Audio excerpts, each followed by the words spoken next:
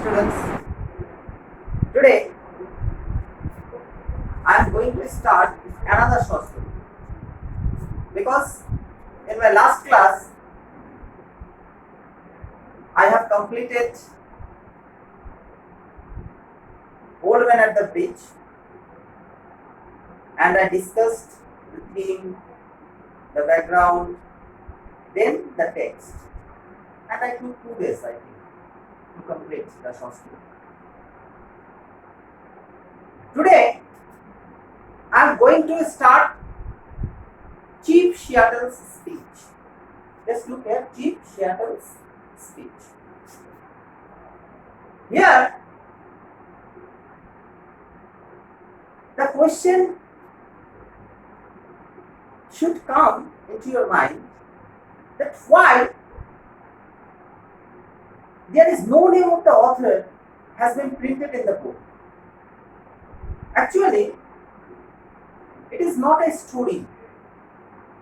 It is a speech which has been published in the newspaper. And the speech was given by Chief Seattle.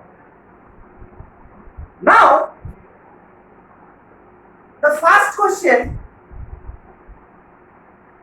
I would like to discuss is, who is Chief Seattle?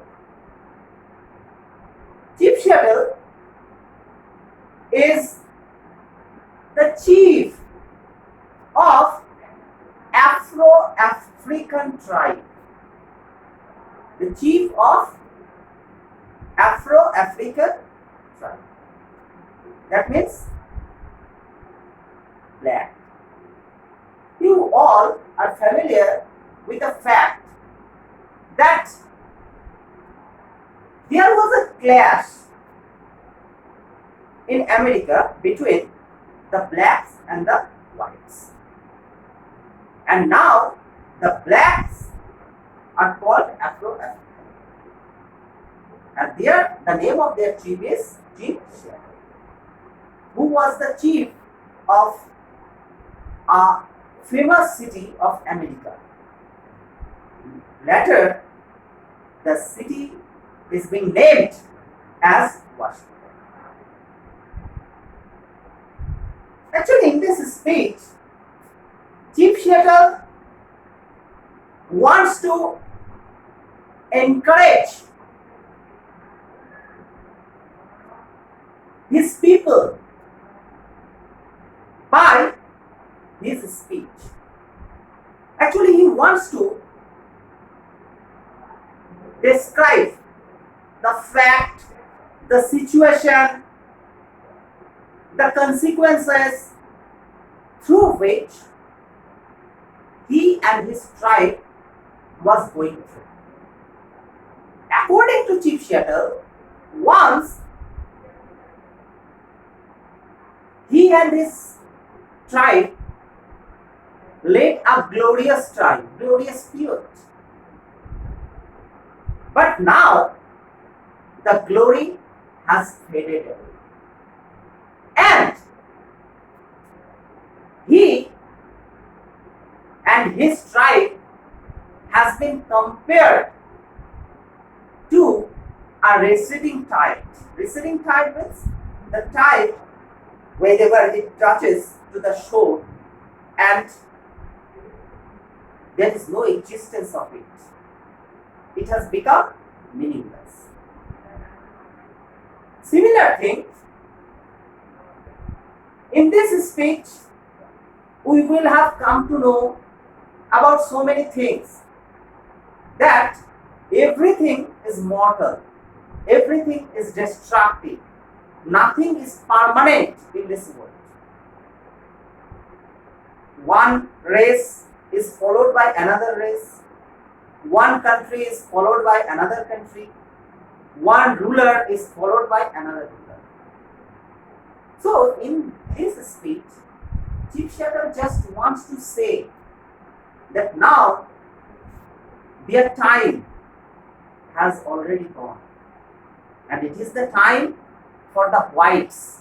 They will be dominated by the whites because the number of the black community community or the Afro-Africans are going to reduce day by day. And one day they will be vanished. There will be no existence of their race. This fact has been told by Chief Seattle in his speech. So in this speech, Chief Seattle just wants to say about his and his tribe's condition, what is their future, and he just tries to boost up the people of his community or of his tribe. Okay? So now I am going towards the text of Chief Seattle's speech. Open your book, page number 42. Whenever I am taking the class, you just take your, or you should be well equipped with your pencil and or pen or notebook, because during my class I can tell some important things which you should note it down in your copy. Chief Seattle's speech. Yonder sky that has wept tears of compassion upon my people for centuries untold, and which to us appears changeless and eternal may change. Yet yonder means distant sky. We all know that the sky is too much distant for us. In this speech, that means Chief Seattle begins his speech with an emotional note, with an emotional tone. In his speech, he wants to say that just look the yonder sky, just look the distant sky. They are showing, or they are crying. They are weeping, or the sky is weeping for us, because they are showing sympathy for us and our tribe. But everything is changeless, and eternal will change. That means everything is changeable, and everything will be changed with the course of time. Today is clear. Suppose today, when I am taking your class, it is a very nice weather. But tomorrow, who knows? Tomorrow, who knows what will be ahead? Anything will be helping me. So, nobody knows about tomorrow, because people are not prophets that they can do their prophecy. Okay? So, today is fair. Tomorrow it may be overcast with clouds. Just look the sky. Today is a fair day. Today is a very clear day. But tomorrow, the sky may overcast with clouds. My words are like the stars that never change. Everything may change. But according to Chief Seattle, that what he is speaking, what he is saying in his speech, that is eternal, that is universal, that cannot be changed. He cannot change his speech anymore. Everything may change, the weather may be changed, the season may be changed, but his speech is universal. What he is saying today, he will say tomorrow. There is no change in his speech.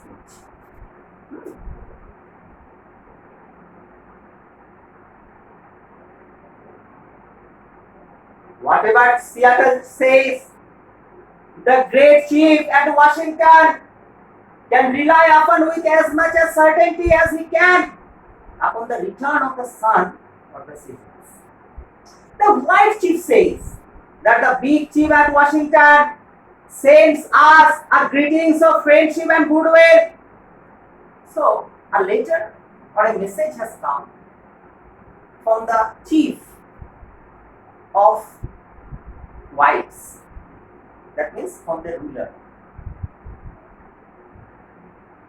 And Now the question arises, who is chief of the whites? The chief of the white refers to the George Washington, after which the city of America is named Washington City. So George Washington or their chief has sent a greeting. He wants to be our friend.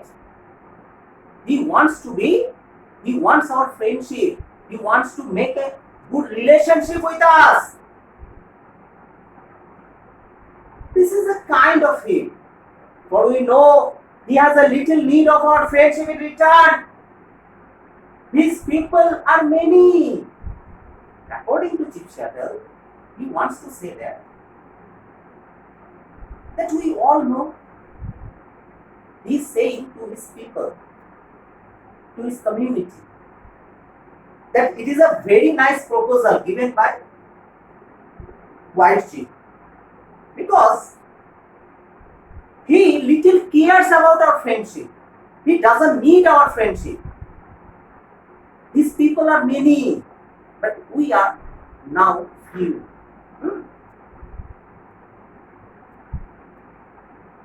They are like the grass that covers the vast prairies, and the number of the white people are compared to uncountable grasses on an open field. So the number of the whites are uncountable. They are many.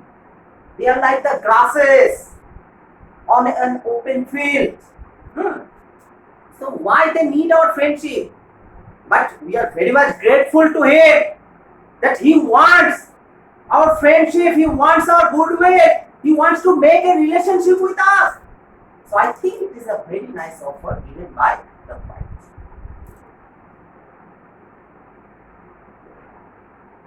But my people are very few. That means the blacks are very few nowadays.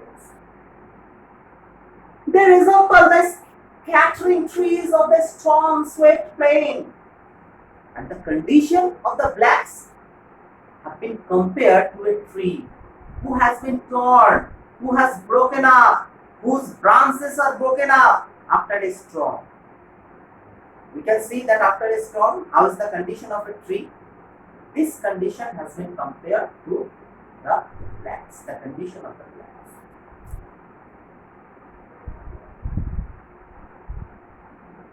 The great, I presume good, White Chief. According to Chief Chattel, that White Chief is great person because he wants our friendship.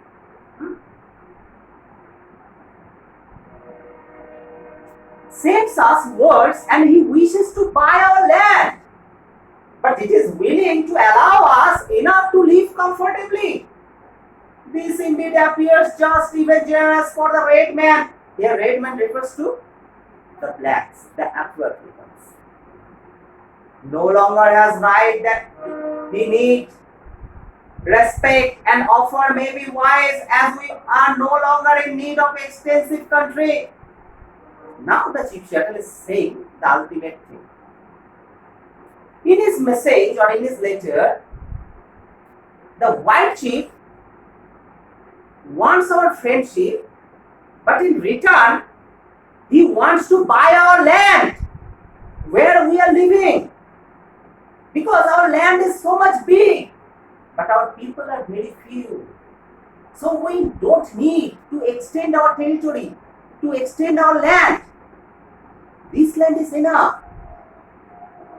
And White Chief wants to buy our land. But in return, he will provide us something, another side, and give enough wealth through which we can live a happy and peaceful life. Because our people, the number of the blacks are reducing day by day. And this land is totally useless for us. Why we need such a big land? So I think it is a very nice proposal given by the White Chief. And what proposal he is giving, we should accept it and we should agree with that. There was a time when our people covered the land as the waves of the wind ruffled seas over its shale-paved floor. But that time long since passed away with the greatness of tribes that are now with a mournful memory. See, there was a time. Now, he is lamenting over his past, the glory of his tribe. According to him, there was a time, there was a glorious time for the blacks. In that time, their people like the waves. We can see in the sea that a wave is followed by another wave. It is continuous process. There is no stop. There is no break that the wave stops. And the number of the people of the blacks that time was like the same. It was uncountable. And whenever the wave touches its shore, it makes a sound on the shells, on the stones of the shores. But it has become a mournful memory. It has become a very sad memory, because now we have lost our glory. We have lost our glorious spirit. We have lost everything. I will not dwell on nor moreover our untimely decay, nor reapproach my pale-faced brothers, will hastening it, as we too may have been somewhat to blame. Now, I do not want to think about or lament over our past. What has gone, it has gone. We should think about our future, and we should not think about our decay. So, I am seeing your face. Your face is a pale face, sad face, and I want that you should remove your pale face. Pale face is sad face. You should be energetic. You should be happy. That what proposal has been given by the white? It is a nice proposal, and we should accept it, because we should act with the situation. We should accept the situation, and our situation is very bad, because the people, the number of the tribe are reducing day by day. But for this fate, for this condition, to whom we will blame? We should not blame to anyone, because we have to accept this. We should accept this condition. We should not blame to anyone. This is our fate, and this only we have to accept. Youth is impulsive. When our young men grow angry at some real or some imaginary wrong and disfigure their faces with black paint, it denotes that their hearts are black and that they are often cruel and relentless, and our old men and old women are unable to restrain them. Now, in this speech, he is speaking about the youth. Being the chief, he knows that the strength of any community, any tribe, any country is the youth, because the young people are the backbone of the country or of the race. Now here he is speaking about the youth of the black community or the Afro-African people. He wants to say that our youth is full of spirit. They are too much energetic, and sometimes they take such a bad decision. Their blood is warm, and sometimes without thinking about their future, they went to battlefield to fight. But they never think about the old men, about the old women, that means their parents, their grandparents. Only even they could not restrain them. They could not stop them for doing so, because the young people are too much imaginative. They always roam in search of imaginary land. They never think about their future, about their family. They are too much emotional, they are too much aggressive. Does it has ever been? Thus it was when the white men began to push our forefathers over the westward, which it has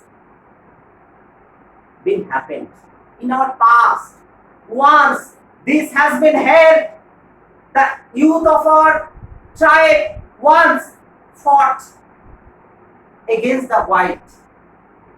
These were our ancestors. And our ancestor took such a bad decision.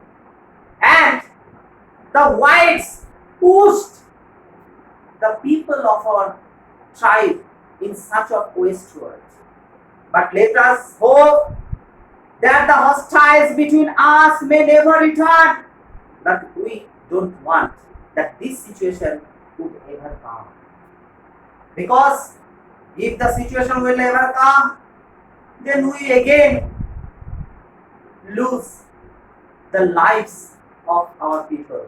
And I, being a chief, do not want this, because I am not in condition to fight against the fight. We should have everything to lose and nothing to gain. Now Chief Seattle has become totally frustrated, helpless. He wants to say about the fact he is playing as a true leader. He is saying that now we have nothing to lose about. We have lost everything. We are not in condition to gain anything. Revenge by young men is considered gain, even at the cost of their own lives. But the young people always think about to take revenge. Even they don't think about the loss of their life. But who only suffer? The family members. But the old men who stay at home in time of war, and mothers who have sons to lose, better know, which is the youth, the young people who are sacrificing their life, who are losing their life. They never think about their family members. They having warm blood. They are too much energetic. But who only suffer? Their family members. Their old father and mother, that means old parents. Their children. Because they will lose their family members. So, according to Chief Seattle in his speech, up to that, which we have discussed, he is not in condition, according to him, he and his race is not in condition to fight against the white. What proposal has given by the white chief, he and his tribe should accept. Even he wants to demoralize his young people, because he knows that only the young people are the strength or the backbone of his race. So he wants to demoralize them. He wants to say to his youth that sometimes you take wrong decision, because having warm blood, you are too much full of spirit. But you should have to think about our condition. We are not in condition to cope up, because we are now like I scattered trees after a storm. And only you should think about the emotion, the feelings about your family members. Who will lose you if you will take any wrong decision by fighting against the world. So, students, today up to that, I hope that you will go through the online class and you can this online class and you will have come to know up to which we have discussed. So no more discussion today. Stay home. Stay safe.